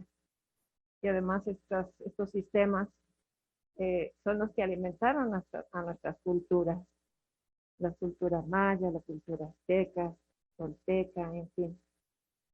Pues bueno, si nos acercamos precisamente a ver nuestras cocinas, esas cocinas de las comunidades locales, pues vemos que todo se aprovecha, ¿no? Todavía son, digamos, ecológicas en muchos sentidos. Se reusa y se recicla los residuos orgánicos, se recuperan en compostas, otros residuos se les da de comer a las aves de corral. En algunas zonas de Morelos, por ejemplo, utilizan lo que llaman las aguas grises, y con la tierra y con la majada de burros o de caballos, pues fabrican sus tabiques y construyen sus casas. Bueno, las milpas también habíamos hablado de que estas milpas, como hay variedad de milpas, hay milpas frutales, hay milpas que se desarrollan a nivel del mar, en lugares secos, muy áridos, o en lugares muy altos, como aquí en el sur de la Ciudad de México, en los bosques de Tlalpan, hay milpas que producen y siguen produciendo muy bien, ¿no? Es decir, que estas milpas finalmente, nos dicen los biólogos, los agrónomos, nos van a permitir enfrentar de mejor manera los cambios climáticos que la agricultura extensiva o los transgénicos, ¿no? Y bueno, las casas indígenas pues son también y rurales, tienen sus huertos para cultivar y cosechar alimentos que también además son medicina, es decir, una buena alimentación es una buena medicina en tanto como la consumimos. Igual también las aves de corral pues están ahí muy libres, comen tranquilas, duermen a gusto y hasta uno se come un huevo y dice uno, este huevo criollo es de una gallina contenta, ¿no? No es gallinas hacinadas así en los grandes granjas industriales. Y bueno, por esas y otras razones nuestra comida es patrimonio de la humanidad, patrimonio le llaman inmaterial o intangible, precisamente porque está detrás de su producción todo un sistema alimentario. Hay ritos, hay espiritualidad, hay una identidad, hay una pertenencia, hay lazos, ¿no? que se tejen entre la gente, ¿no? Y esta cuestión fue desde el 2010 por la Organización de las Naciones Unidas para la Educación, la Ciencia y la Cultura, la UNESCO, eh, esto en el 2010. Y bueno, quiero resaltar esta riqueza de nuestro sistema alimentario y ambiental porque es algo que todavía tenemos y que debemos de rescatar y de juntarnos y de poder decir, bueno, tenemos esto, vamos a resguardarlo eh, y, y pues vamos viendo qué se puede hacer, ¿no? En este caso, para trabajo social, nos permite precisamente comprender las capacidades de las personas, sus recursos territoriales, y en ese sentido poder fortalecer esas capacidades, esas formas de organización que tienen nuestras comunidades, por ejemplo, para hablar de la Guelaguetza, ¿no? Del tequio, que son jornadas que vienen desde tiempos prehispánicos para trabajar en colectivos y arreglar asuntos, ¿no? ¿Y ya se me acabó el tiempo? Tengo 3 minutos. Bueno, pues bueno, en el 2006 y 2008, 2009 se detectó contaminación de campos de maíz en Oaxaca y también en el norte, y los expertos, biólogos, agrónomos y eso que vieron esta cuestión, pues empezaron a organizar con más campesinos, con redes, con organizaciones y crearon lo que es la campaña Sin Maíz No Hay País. Y esta campaña Sin Maíz No Hay País lanzó una convocatoria a la población para poder celebrar que tenemos todavía esta riqueza patrimonial de nuestras semillas, sobre todo del maíz. Y bueno, a través de Cristina Barros, pues atendimos esa convocatoria en la escuela y empezamos a organizar el Día del Maíz en el 2009. Entonces ya en el 2013, ya llevamos 13 años con este año haciendo precisamente eventos que llamamos estrategias de educación socioambiental y alimentaria. Y hemos podido ir construyendo en estos años una colectiva de estudiantes, de profesores, investigadores, de distintas disciplinas, hay de geografía, hay compañeras eh, de nutrición, hay nutriólogas, hay biólogas y por supuesto hay familias de agricultores y agricultoras. También hay artistas, hay de música, poetas, etcétera, que nos ponemos a trabajar esta cuestión de cómo defender lo nuestro, que no nada más, bueno, el maíz es el centro, es el eje como identidad, pero tiene que ver también con el cómo defendemos todos los bienes comunes, ¿no? Entendiendo por bienes comunes precisamente nuestra cultura, nuestro territorio.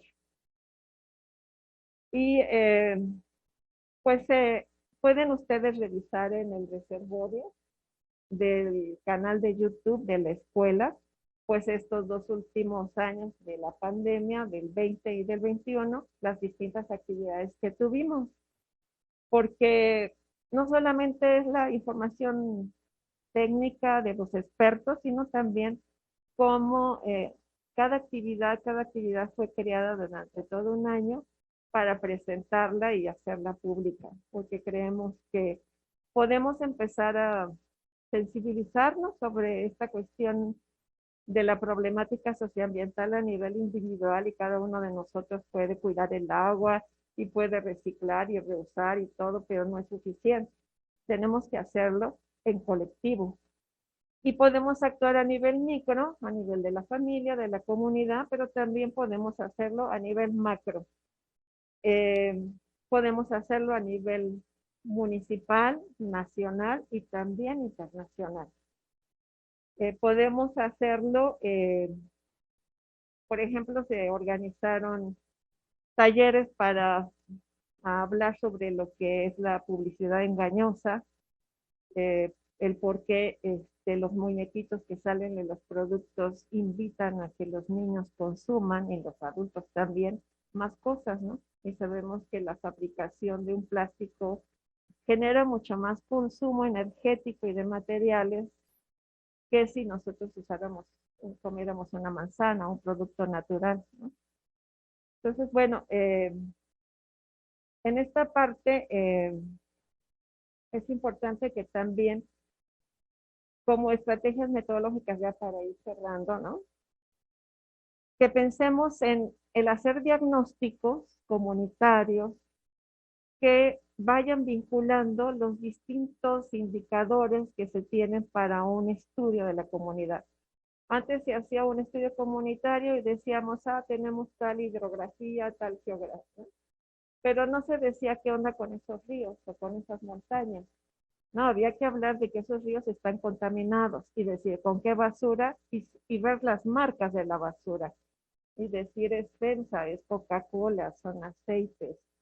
Identificar precisamente esas relaciones de poder de las que hablaba en un principio, ¿no? De corporativos contra comunidades locales, contra nuestra salud. Y por supuesto, la planeación participativa con talleres, que es lo que sabemos hacer en trabajo social, donde además la coordinación, la observación, la crónica, son funciones que deben de rolarse para evitar relaciones rígidas y estereotipadas. Hay que tratar de ver que los colectivos, todos tienen la capacidad de ser precisamente coordinadores, de no hacer a nadie imprescindible, y todos somos imprescindibles. El taller entonces es una instancia pedagógica que nos permite hacer el diálogo de saberes y tener relaciones horizontales. Todos somos importantes, todos tenemos algo que aportar. No importan los títulos, sino importa también lo que sabemos aportar, ¿no? El campesino que a lo mejor no fue a la escuela, pero sabe muy bien cómo alimentarse y alimentarnos. Eso considerarlo. Y bueno, la divulgación siempre en los diferentes medios de comunicación, trabajar en organizaciones sociales es muy importante. Nosotros hemos aprendido mucho de las organizaciones, de los campesinos y de todos los esfuerzos que hacen por preservar y ser guardianes de sus semillas, de su territorio. Entonces, pues bueno, tenemos que borrar, sí, las fronteras disciplinarias hasta cierto punto, sin perder nuestra especificidad profesional. Cuando trabajé con los del Frente Amplio contra la Supervía, yo no sabía que tendría que saber yo de los ordenamientos territoriales, ¿no? Y que estos pueden ser participativos. Esto es muy importante para saber dónde sí construir una casa y dónde no. Esto es parte de la gestión socioambiental que debemos de trabajar. También en la política pública hemos ido al Parlamento también a hablar con los senadores para hacer propuestas para sus agendas. También hemos trabajado con propuestas, con grupos como el CISAMA, para trabajar cuestiones como la cumbre internacional que hubo sobre sistemas alimentarios. Decirlo, trabajemos en lo local, pero también apostemos de trabajar a nivel global, ¿no? Esto es importante porque son problemas planetarios. Y bueno, sobre todo, a lo que nosotros hay que enfatizar mucho, es importante la alfabetización socioambiental, tenemos que alfabetizarnos, educarnos y formarnos en lo socioambiental. Pues muchas gracias.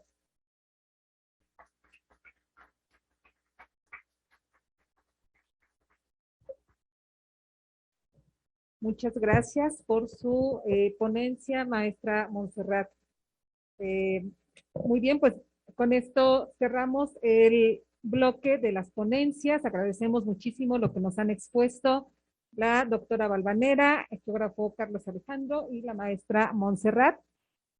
Vamos a leer algunos comentarios y preguntas que tenemos ya aquí en el canal. Aquí también, por favor, en el auditorio, quien quiera formular sus preguntas, sus comentarios.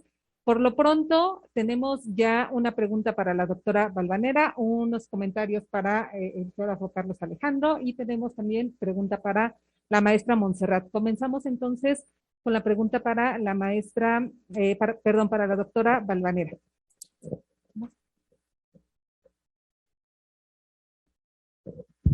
Sí.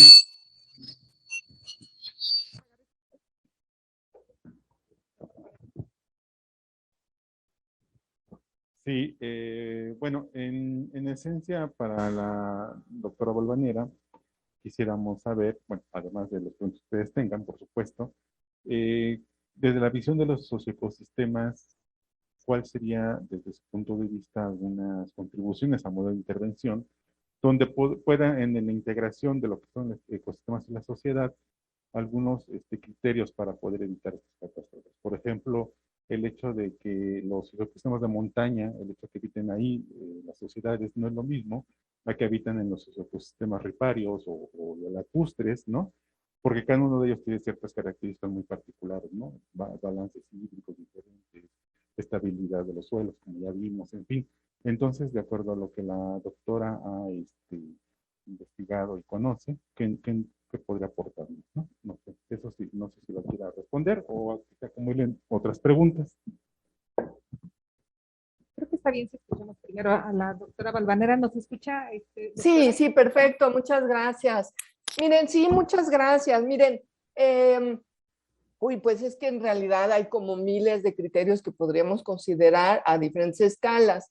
Creo que lo que traté de mostrarles, que a lo mejor no enfaticé suficiente, es que cada sistema socioecológico o socioecosistema tiene sus características propias, sociales y biofísicas, además de su contexto más amplio, ¿no? Entonces, un poco regresando al marco conceptual que les mostré, el del IPBES, por ejemplo, entonces, los criterios a considerar, podemos ir caminando como las diferentes cajas, ¿no? Por ejemplo, ¿cuáles son las condiciones de gobernanza institucionales que regulan las interacciones con el medio?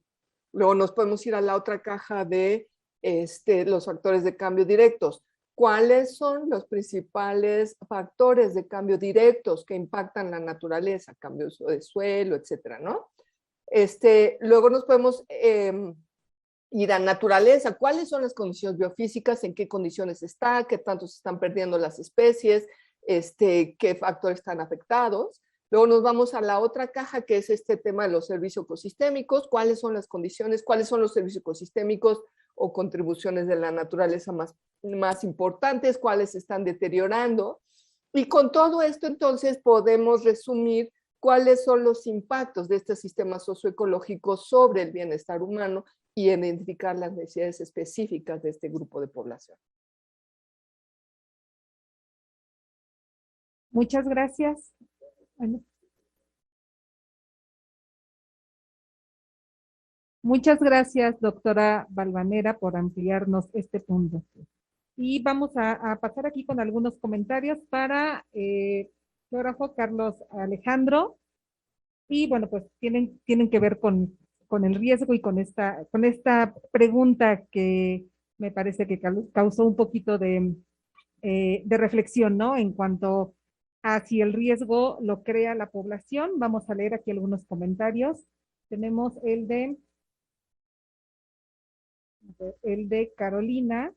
Carolina Pimentel nos dice: yo pienso que se establecen en zonas de riesgo por problemas socioeconómicos. No podemos asignar responsabilidad como tal a las personas que deciden establecerse ahí. Y nos dice por el mismo tema, Miel Berenice Ramírez, la gente sabe que es peligroso, pero la delincuencia es muy fuerte y mientras se permitan invasiones y asentamientos de este tipo, seguirán los problemas. Y tenemos también el comentario de Ana Vilma, que nos dice, es una pregunta, si antes de poblarse el Cerro del Chiquihuite ya presentaba problemas de derrumbes, ¿por qué las autoridades permitieron asentamientos en este lugar?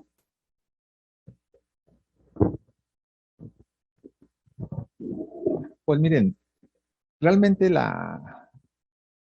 ¿cómo decirlo? La culpa, bueno, no la culpa, sino el que se asienten ahí es compartido, ¿no? No le podemos echar toda la culpa a las autoridades, que sí la tienen. No le podemos echar toda la culpa al que vende, porque eran predios ejidales, pero sí la tienen. Y no le podemos echar toda la culpa a la población que compra ahí, porque en su momento no tenían dónde vivir y ahí se les hizo barato. Con respecto a todo lo demás, han sido muchas cuestiones ahí que son como compartidas. Por ejemplo, ahora que estábamos revisando la zona, una señora me dijo, ay, joven, es que antes no se veían estas rocas aquí. Y nosotros, yo, o sea, pues, ¿cómo no se van a ver estas rocas? A lo mejor no había pasado un evento o no había visto un evento como este, ¿no? Una roca no se vino de Noruega y dijo, ah, me voy al Cerro del Chiquihuite, ¿no? Las rocas siempre han estado ahí. El problema es que ahora con esto ya todo el mundo estaba pendiente de lo que iba a pasar. Me preguntaron, ¿qué hacemos? Digo, pues yo, de mi parte, yo no viviría aquí. Me dice, ¿es que a dónde nos vamos? Pues también tienen razón, ¿no? O sea, ¿a dónde se van? No tienen otro lugar donde comprar. Y estábamos preguntando, por ejemplo, ahí, que es una zona de riesgo, y créanme, las casas no están baratas. Aún ahí, están carísimas. Y yo dije, o sea, te vas a un lugar peligroso y aparte está caro, pues todo esto es compartido, ¿no? Todos tenemos responsabilidades, sí, inclusive el gobierno principalmente que permitió estos asentamientos. La roca que cayó en 1960 hubiera servido o debió de haber servido como una experiencia. Imaginen, en cambio, lo que hizo la gente, pues nada más fue rodear la roca y ahí hizo su casa, así de sencillo. No, no,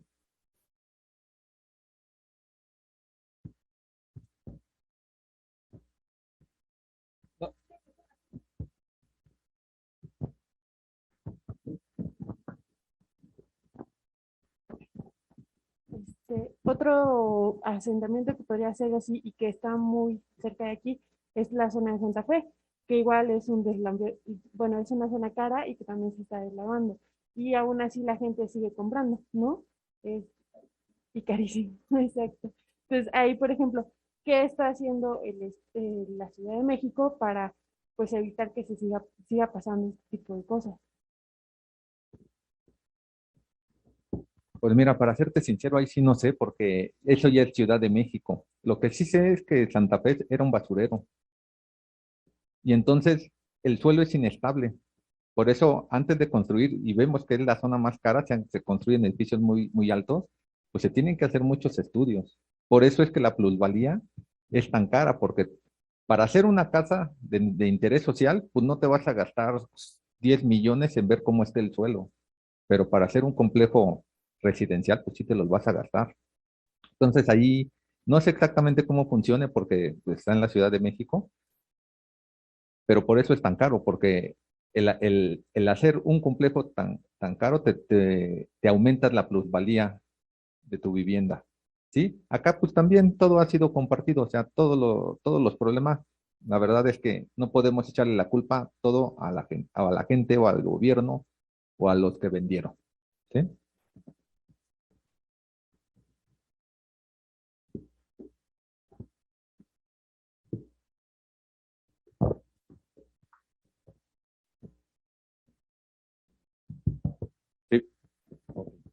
Sí. Bueno, sería más bien una pregunta y iría enfocada hacia las soluciones o las medidas que se tienen pensadas a largo plazo para reducir el riesgo de las personas que quedaron alrededor de la zona del derrumbe. Mira, se están haciendo muchas cosas. Lo primero que se está haciendo ahorita va a ser revisiones Ya se hicieron varias revisiones y se metieron los dictámenes de todo el riesgo que corre la gente. La siguiente es pues, decirles a la gente que tengan sus lugares limpios, ¿no? O sea, aunque no lo creas, toda la franja de hasta arriba, la mayoría de la gente los utiliza para tener a sus perros, para quemar basura, para todo eso. Cuando todo eso baja demasiada basura. Entonces se sigue generando estos riesgos. Se tienen que eliminar varias rocas, se tienen que hacer muros de contención y se tienen básicamente que hacer canales para desviar el agua. ¿Sí? Cuando empieza a llover, el agua se infiltra. ¿Por qué? Porque en mayo, porque hay mucha porosidad en el suelo. Ya para septiembre, ya esos poros ya se están llenando y eso genera mucho más escurrimientos. Entonces tienes que pensar en varias cosas, romper las rocas, los canales, decirle a la población. Ahorita, por ejemplo, entramos a una casa y ya la gente ya tiene su mochila de emergencia, ya la tienen allá a la mano. Fue lo primero que les dijimos, ya tienen que estar, ustedes que conviven aquí, tienen que estar listos para una emergencia. Eso es lo que se tiene que hacer, pero es muy costoso también, muy costoso. ¿Sí me explico?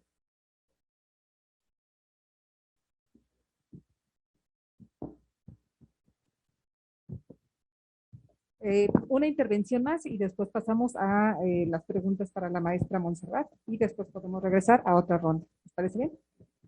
Yo quisiera saber si también en la parte de abajo del Cerro de Chiquitita, han implementado como ¿cómo se dice? Prevenciones. Sí. No sé si viste un video en donde el canal se lleva a una muchachita y la estábamos buscando y apareció hasta Hidalgo. La arrastró la corriente. Iba con su novia en la moto, trató de ganarle el paso al río y fue una catástrofe.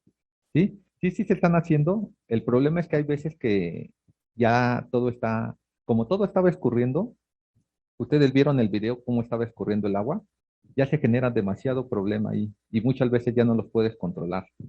Se hicieron, por parte de Protección Civil, se les avisaba que no cruzaran ríos, que tomaran sus precauciones, cosas así, y aún así tuvimos varios problemas. Otra gente que en un puente se quedó atrapado y no se quiso salir de su carro. No se quiso salir. Comenzó a granizar, se formó una capa de más de 60 centímetros de hielo y el señor falleció porque no se quiso salir de su carro. Dos bomberos terminaron con hipotermia. Sí se siguen haciendo, se les dan recomendaciones, se pegan, se volantea, por medio de redes sociales se les dice dónde no, a qué horas no deben de cruzar el río y cosas así, pero aún así muchas veces no es suficiente para hacerlo todo. Sí, sí se toman muchas medidas en cuanto a esto. Muchas gracias. Vamos a pasar con las preguntas para la maestra Montserrat. Nos dice Andrea Camelo, el uso de transgénicos es global. ¿Se puede revertir el uso de estos y regresar a una alimentación sana y con capacidad para abastecer a todos? Miel Berenice nos dice, ¿por qué si son tan dañinos estos alimentos son permitidos o quién regula estos mismos? Y tenemos también el comentario de Angélica Vallado. Nos dice, ¿cuál sería la fórmula, más bien es pregunta, cuál sería la fórmula para poder solucionar la necesidad alimentaria debido a la sobrepoblación sin perjudicar a la ecología? Tenemos muchísimos comentarios y preguntas aquí en YouTube, pero bueno, seleccioné estas para que nos pueda comentar, maestra. Pues esta pregunta es precisamente para toda la sociedad. La gente que está organizada, en la que luego yo participo, Campaña Sin Maíz No es País y la Alianza por la Salud Alimentaria, que ustedes pueden buscar su página en Actúa por la Salud. Precisamente tienen varias opciones para eso, ¿no? México ahorita está haciendo un ejemplo a nivel internacional porque se ha podido desde el 2013 interponer una acción colectiva Y esta acción colectiva ha sido de ahorita suspender la siembra del maíz transgénico. Nada más no estamos hablando del jitomate, del algodón, de la papaya, de muchas semillas. Porque se está aludiendo a que tenemos el derecho como mexicanos a la biodiversidad de las semillas, en este caso del maíz, porque México, todo el territorio es centro de origen del maíz. Entonces, si se mete la semilla transgénica, contaminaría nuestras semillas criollas. Y esto, pues sí, sería todo un desastre, porque además, bueno, nuestras semillas, decimos, son criadas milenariamente. Tienen cerca de 8,000, 10,000 años, dicen los expertos. Y además, con estas capacidades que tienen estas semillas, que decimos nos permiten enfrentar cambios climáticos, pues menos tendríamos que dejarlas. Creo que cada mexicana, cada mexicano debería de ser guardián de sus semillas, de esa biodiversidad, porque de ella nos alimentamos. Tenemos ahorita un problema, se está importando 1/3 del consumo del maíz de Estados Unidos y son maíces transgénicos. Originalmente, según esto, era para forraje, pero lo están usando también a la población en general.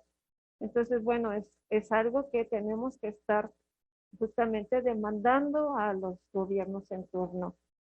¿Por qué se permite esto? Bueno, pues porque hay corrupción, ¿no? ¿Por qué se permite que se construyan casas en las zonas donde no deben de construirse? Porque hay corrupción. Entonces es un mal social que también hay que combatir. No es hablar de culpa, es hablar de responsabilidades. Y claro que las autoridades que gobiernan la ciudad, que están a cargo del desarrollo urbano, son responsables, ¿no? Y bueno, tenemos años de retraso en muchas cosas de educación, de nuestros niveles educativos, ¿no? O sea, tenemos un 50 de pobreza extrema, ¿no? ¿Y qué se necesita para mejorar nuestra alimentación o algo así?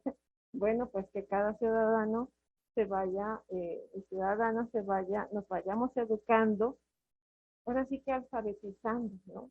Antes no teníamos que leer etiquetas, una manzana es una manzana y un plátano y te lo comes, ¿no? Igual y comías un mango y tirabas la cáscara y la semilla y surgía un mangal.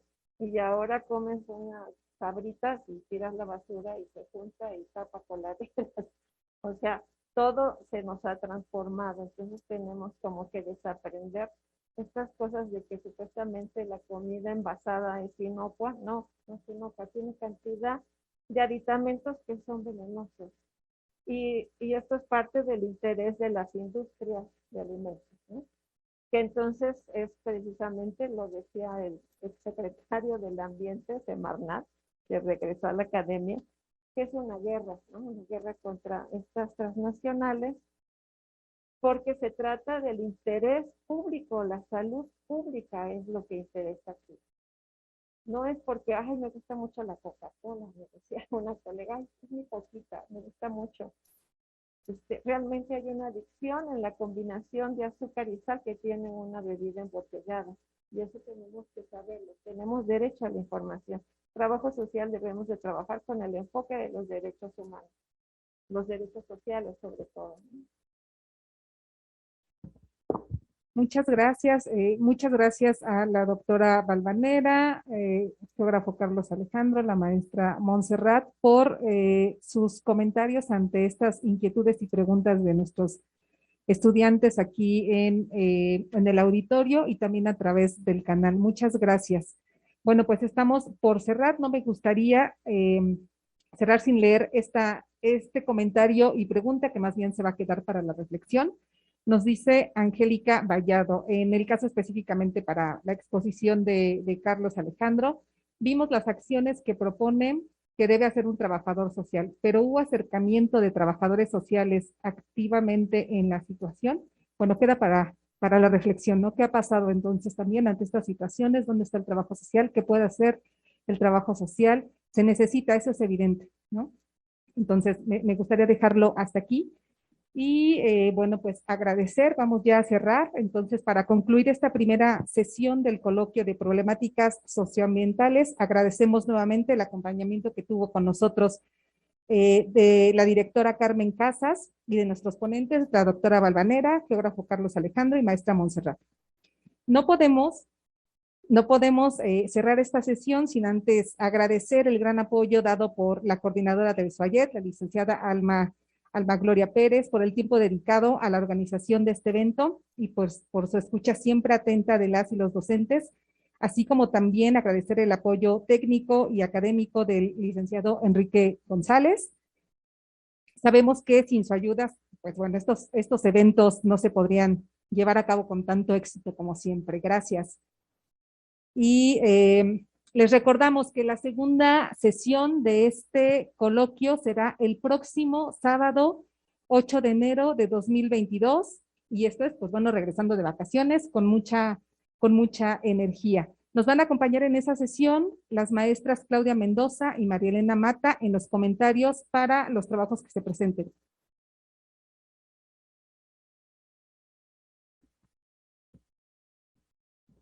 Muchas gracias por este agradecimiento. Siempre para nosotros es importante poder apoyar a nuestros profesores, al alumnado, por supuesto también. Si hay alguna iniciativa y quieren acercarse con nosotros para hacer la realidad, pues vemos y buscamos cómo esto se lleva a cabo. Y les comentaba que la maestra Carmen está siguiéndonos también por línea, entonces me decía que igual podía, desde donde esté, poder contactar. Nuestra maestra Carmen, ahí está llegando también ya. La despedida también en este día.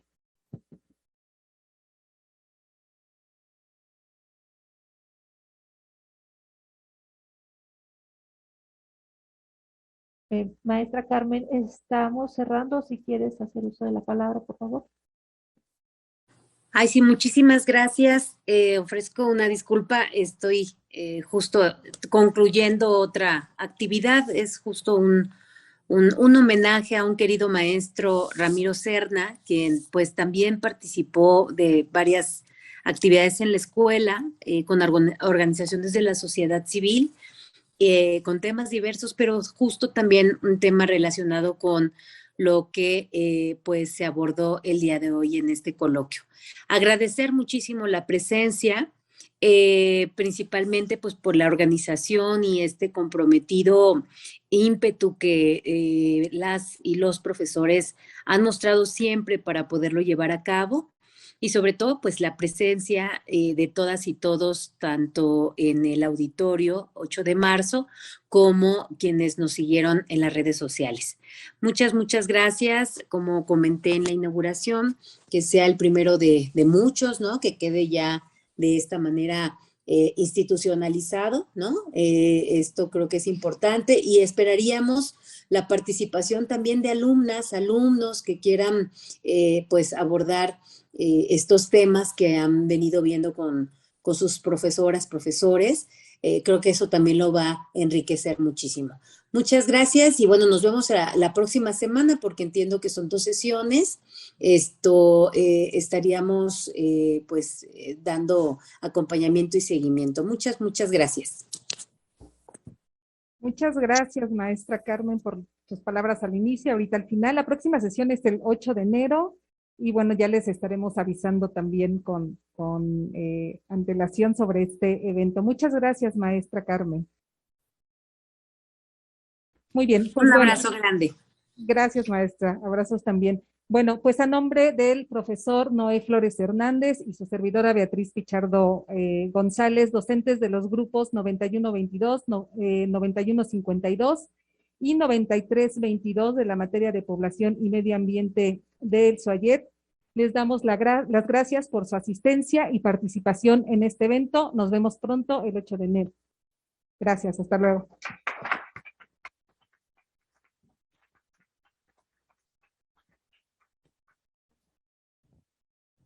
Bueno, también decirles que a nuestros ponentes les hacemos llegar la constancia. Esto es ya bajo un sistema, el sistema CIGECO, donde nos piden sus datos y se las hacen llegar de manera electrónica a sus correos.